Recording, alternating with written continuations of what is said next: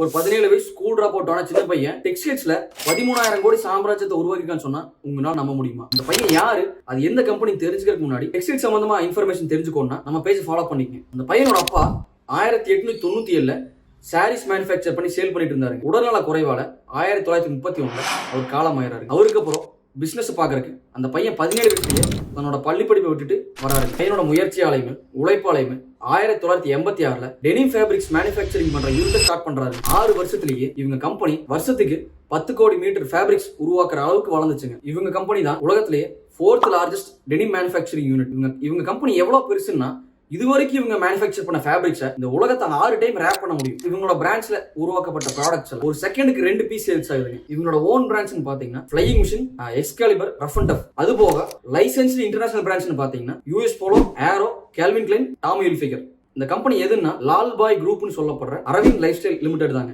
அது போல அந்த 17 வயசு சின்ன பையன் கஸ்தூரி பாய்ங்கிறவர் தான். எனக்கு 17 வயசு தான் ஆச்சு, என்னால முடியாதுன்னு அவர் நினைச்சிருந்தாருன்னா இந்த கம்பெனி இவ்வளவு பெருசா வளர்ந்துருக்காது. அதனால நீங்க என்னால முடியாதுன்னு நினைச்சு முயற்சிகளை எடுக்காம இருக்காதீங்க.